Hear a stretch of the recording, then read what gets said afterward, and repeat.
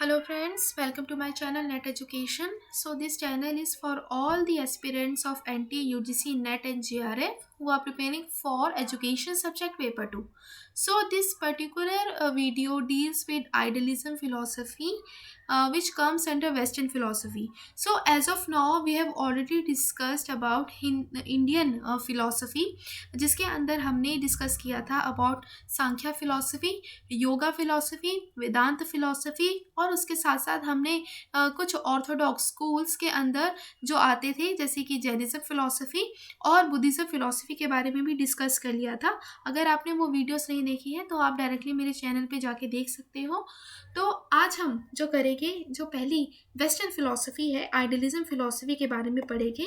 इसके अंदर हम वन बाय वन करके जानेंगे कि आइडियलिज्म फिलॉसफी किसने दी थी, इसके कौन से प्रोपाउंडर थे और इसके साथ साथ इसकी क्या मेटाफिजिक्स है और इसके साथ इसकी क्या एपिस्टेमोलॉजी है और इनके क्या एम्स ऑफ एजुकेशन है।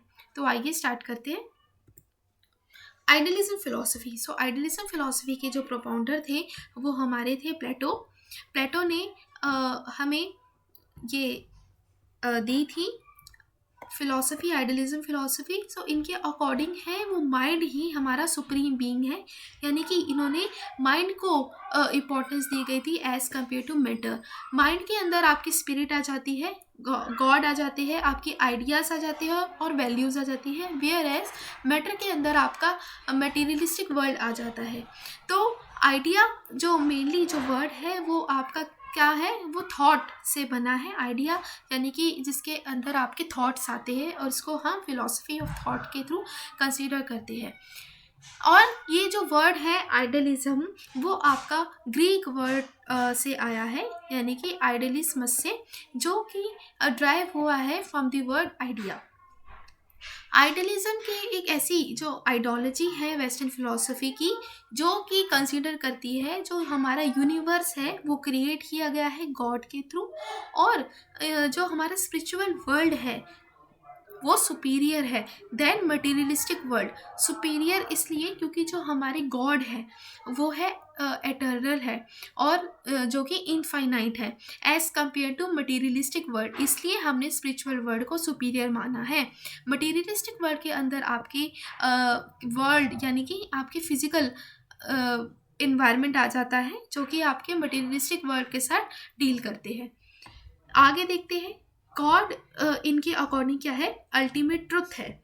और जो हमारी अल्टीमेट एम क्या है ह्यूमन लाइफ का, अल्टीमेट ह्यूमन लाइफ का जो एम है वो है सेल्फ रियलाइजेशन, यानी कि हमें अपने आप के बारे में जानना है, सेल्फ रियलाइजेशन होना है, वही एक ह्यूमन का अल्टीमेट एम है लाइफ का।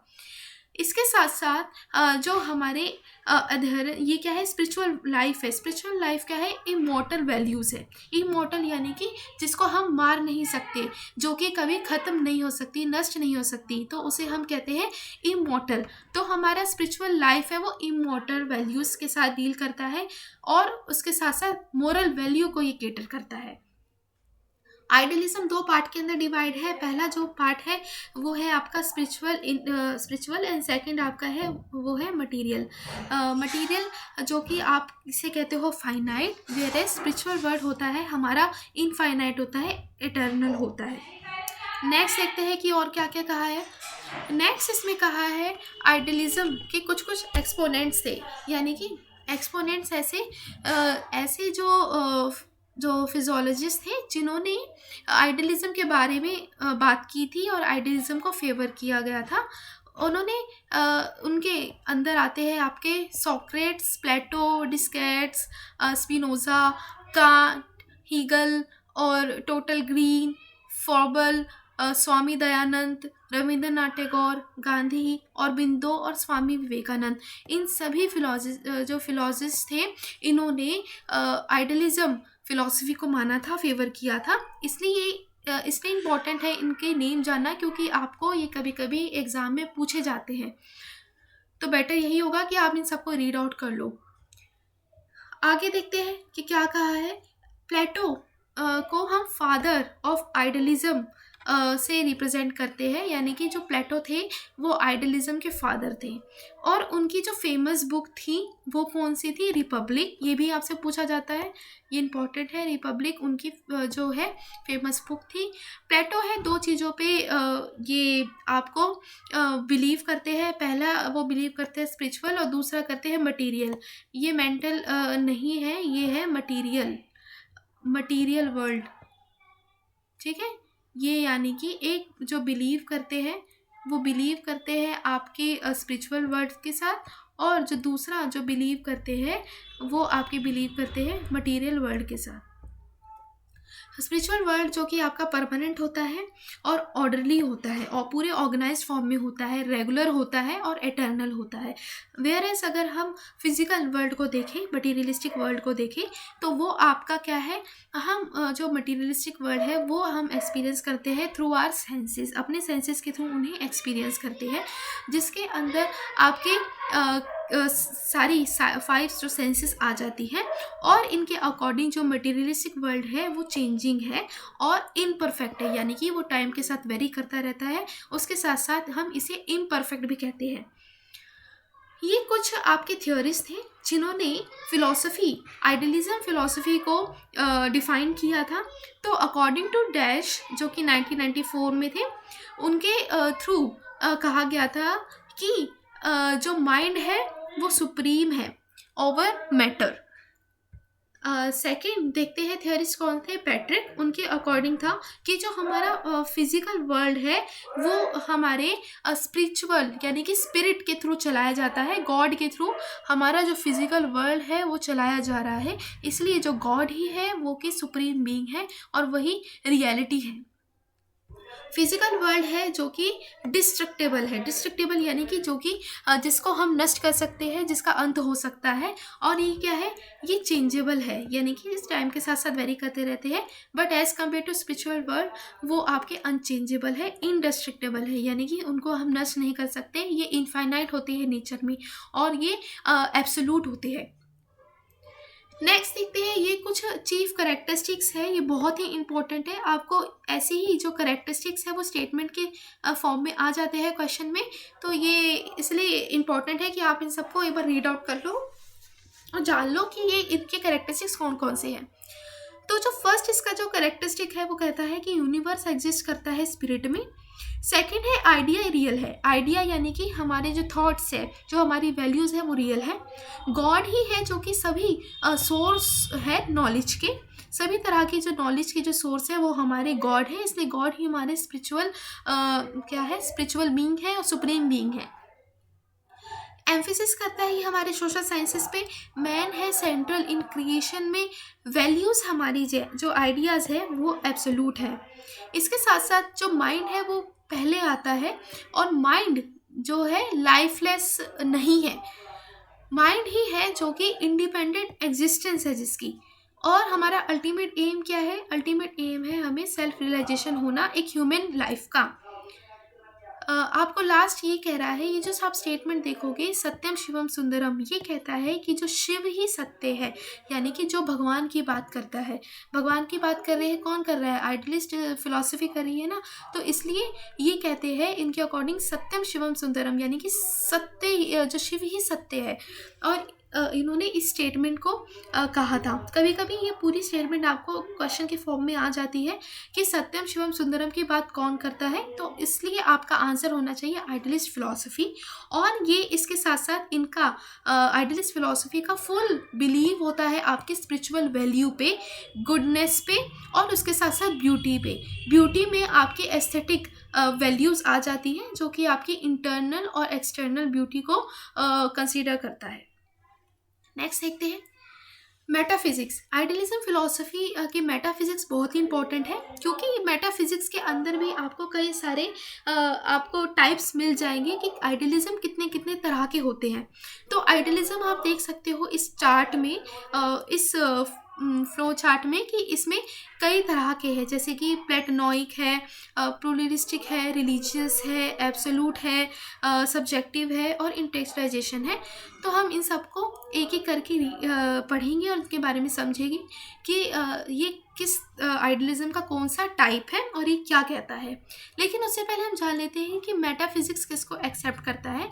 तो मेटाफिजिक्स वो जो एक्सेप्ट करता है आपके स्पिरिचुअल बीइंग्स को, स्पिरिचुअल थॉट्स को और वैल्यूज़ को। इनके अकॉर्डिंग जो रियलिटी है, जो रियल है, वो आपकी स्पिरिट है, और जो मैटर है वो आपका क्या है, वो इन्फीरियर है, और वो मटेरियलिस्टिक वर्ल्ड हमारा रियल नहीं है, ये टाइम के साथ चेंज होता रहता है। लेकिन जब हम स्पिरिट की बात करते हैं, गॉड की बात करते हैं, तो ये एटर्नल है और इनफाइनाइट है।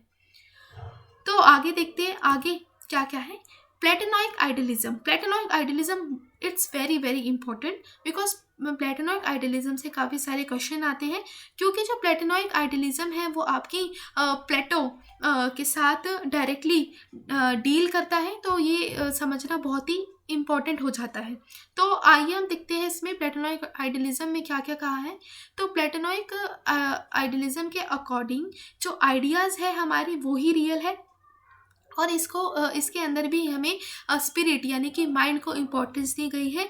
इनके अकॉर्डिंग जो एटर्नल ट्रुथ है हमारा, वो हमारा माइंड है, और इनके अकॉर्डिंग है जो फिजिकल वर्ल्ड है, फिजिकल वर्ल्ड को कौन चलाता है, फिजिकल वर्ल्ड को जो स्पिरिट है वो चलाते हैं, यानी कि भगवान है जो हमारे फिजिकल वर्ल्ड को चलाते हैं। इसके अंदर फिजिकल वर्ल्ड के अंदर आपके लॉज ऑफ फिजिक्स आते हैं, और लॉज ऑफ फिजिक्स के आते हैं जो कि क्या है, जो कि भगवान के थ्रू चलाए जाते हैं। इसके अकॉर्डिंग जो ट्रुथ है वो एग्जिस्ट नहीं करता है। Truth doesn't exist in the world that we can see with our senses, यानी कि इनके अकॉर्डिंग जो हम परसीव करते हैं अपनी सेंसेस के थ्रू वो सच्चाई नहीं होती, वो सच नहीं होता। लेकिन जो सच होता है वो सिर्फ और सिर्फ भगवान होते हैं, गॉड होते हैं। तो इन्होंने जो बढ़ावा दिया है वो स्पिरिट को बढ़ावा दिया है, हमारे स्पिरिचुअल वर्ल्ड को बढ़ावा दिया है। इनके अकॉर्डिंग जो साइंटिफिक थिंकिंग है, ये क्या करते थे, साइंटिफिक थिंकिंग के कम्प्लीटली अगेंस्ट थे। इनका ये मानना था कि जो हमारा जो भगवान है वही रियल है।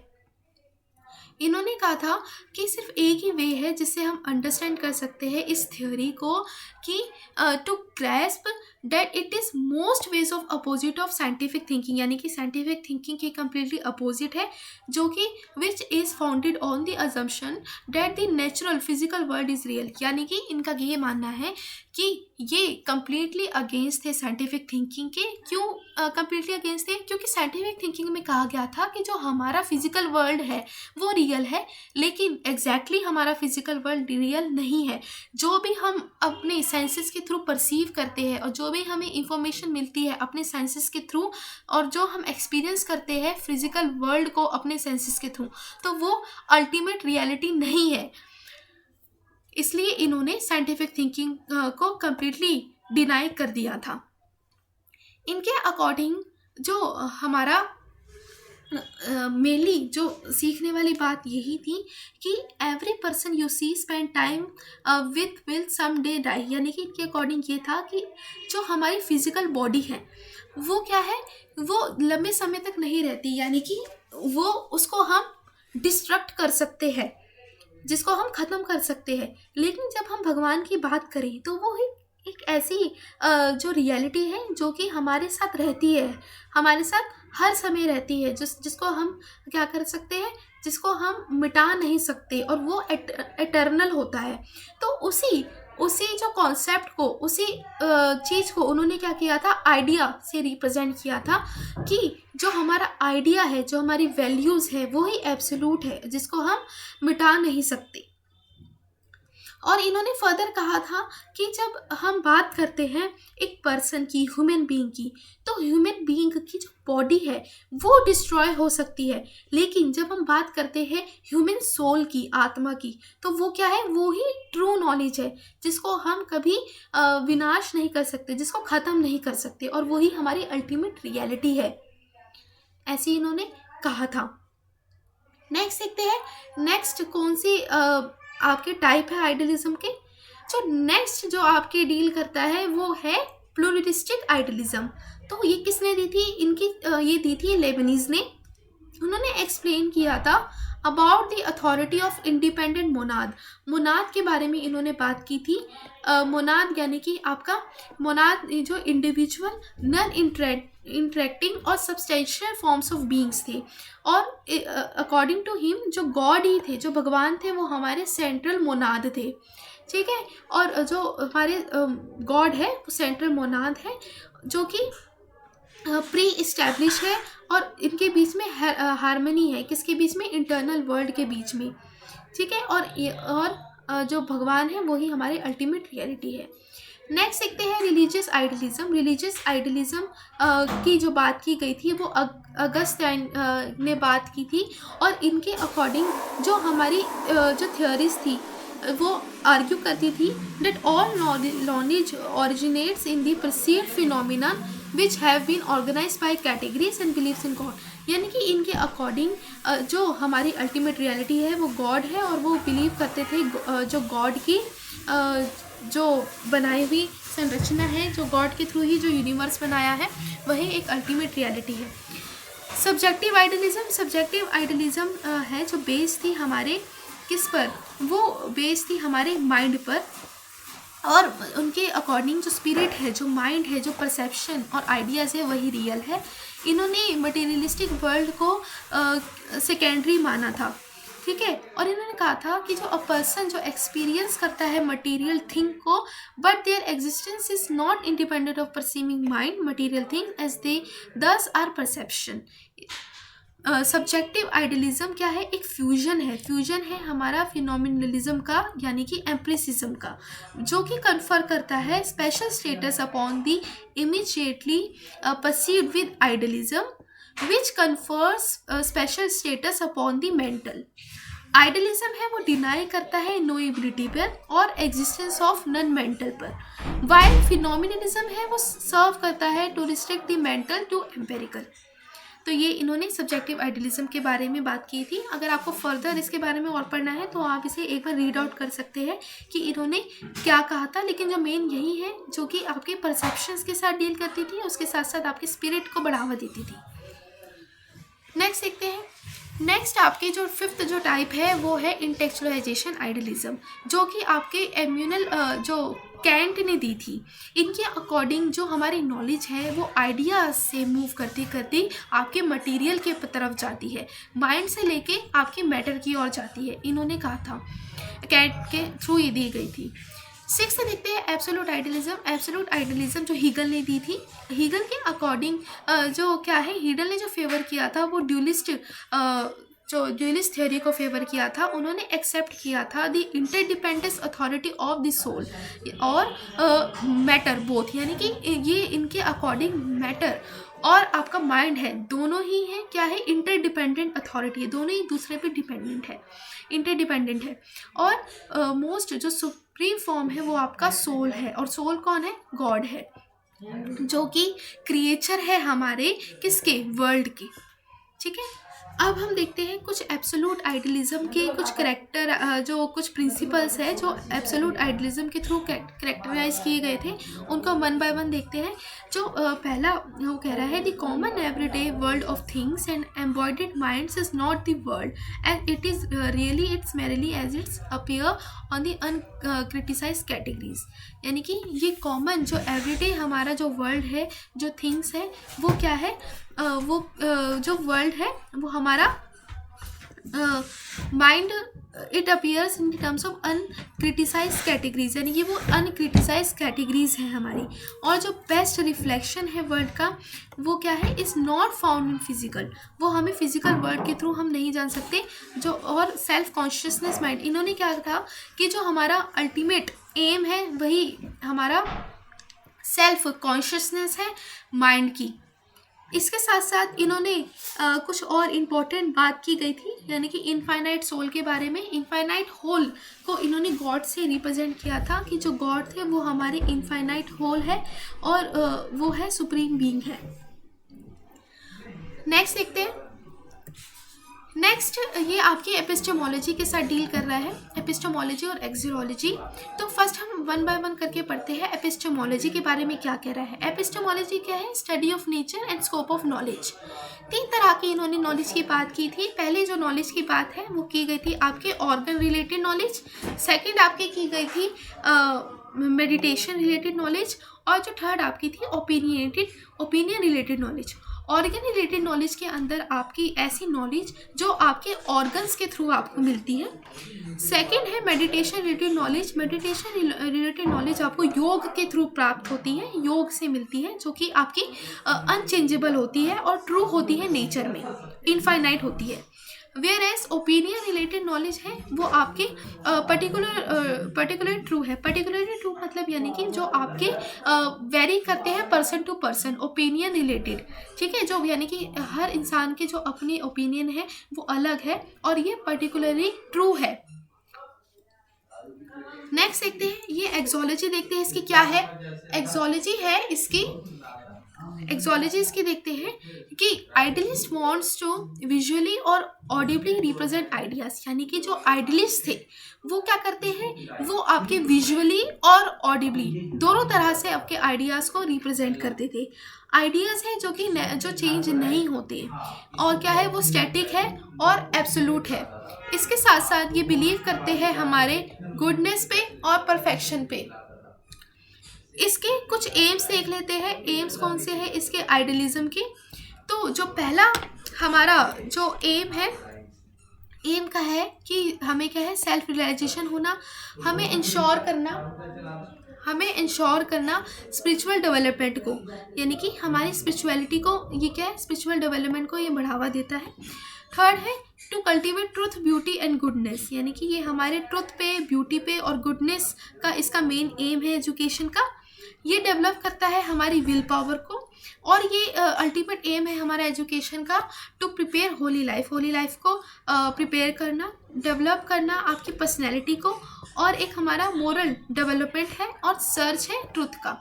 ये हमारे कुछ एम्स ऑफ एजुकेशन थे जो कि आइडियलिस्ट फिलॉसफी के अंदर थे। अब नेक्स्ट देखते हैं, नेक्स्ट इसका कुछ करिकुलम देखते हैं कि किसको फेवर करता है और इसके अंदर क्या कौन से डिसिप्लिन्स है। तो जो इसके अंदर पहला जो है वो नेचर है, यानी कि हमें नेचर की नॉलेज देना। आर्ट्स, यानी कि जिसके अंदर आपकी आर्टिस्टिक वैल्यूज़ को बढ़ावा देना। एस्थेटिक्स इसके अंदर आ जाता है, ब्यूटी के साथ जो डील करता है। मोरल लाइफ का करिकुलम या डिसिप्लिन इसके अंदर इन्वॉल्व है। फिजिकल साइंस इन्वॉल्व है। लैंग्वेजेस को भी इसमें इम्पोर्टेंस दी गई है। इसके साथ साथ एथिक्स और स्पिरिचुअल स्टडीज़ को भी इम्पोर्टेंस दी है। ये दो तरह की कैटेगरीज में फर्दर डिवाइड होता है। जो पहली जो कैटेगरी है जो आपकी डील करती है विद फिजियोलॉजी के साथ, sociology, ethics and religion. Versus अगर दूसरे जो कैटेगरी देखें वो आपकी डील करती है with literature, arts, music, history and math. अब इसके कुछ मेथड देख लेते हैं, ये बहुत इंपॉर्टेंट है। ये मेथड आपको इनके ये किसने दी है उसके थ्रू ये आपसे कभी कभी पूछा जाता है एग्ज़ाम में। जो पहला जो क्वेश्चन एंड आंसर जो मेथड है वो आपका सॉक्रेट्स ने दिया है, यानी कि मेथड ऑफ टीचिंग कैसी होनी चाहिए, क्वेश्चन और आंसर के थ्रू होनी चाहिए, जिसके अंदर डिबेट्स होनी चाहिए, स्पीच होनी चाहिए, जिसके थ्रू क्या है हम बच्चों को सिखाते हैं और इसको इम्पोर्टेंस देते हैं। सेकेंड जो मेथड है वो टीचिंग का, वो है आपका डायलॉग मेथड, यानी कि जिसके अंदर आपके डायलॉजिक और कन्वर्सेशंस इन्वॉल्व होती है। ऐसा जो मेथड है वो प्लेटो ने दिया था। प्लेटो ने डायलॉजिक मेथड को ट्रू माना था और उन्होंने कहा था कि हमें डायलॉग को, कन्वर्सेशन को बढ़ावा देना है टीचिंग में। थर्ड है आपका induction and deduction method. Induction and deduction method में आपके जो कि आपकी रिसर्च के साथ डील करता है वो अरिस्टोटल ने दिया था। और अरिस्टोटल कौन थे? अरिस्टोटल थे वो प्लेटो के स्टूडेंट थे। इंडक्शन मेथड के अंदर क्या आएगा, जो आपका स्पेसिफिक टू जर्नल जाएगा, यानी कि जिसमें आप अपनी कोई थ्योरी है वो डेवलप करते हो। वेरेस जो डिडक्शन मेथड है जो आपका कॉम्प्लेक्स से सिंपल के थ्रू जाएगा, यानी कि ये आपका ऐसी जो कि सिंगल के थ्रू जाता है उसको क्या कहते हैं, डिडक्शन मेथड उसके अंदर आएगा। थर्ड आपका जो फोर्थ दिया है लॉजिक मेथड, जिसके अंदर आपके लॉजिकल रिलीजन और लॉजिकल रिलेशनशिप और रीजनिंग इन्वॉल्व होती है, और ये इसके अंदर आपकी साइंटिफिक थिंकिंग आती है। और ये किसने दी थी? ये आपने हीगल ने इस मेथड को दिया था। फिफ्थ देखते हैं, फिफ्थ क्या है?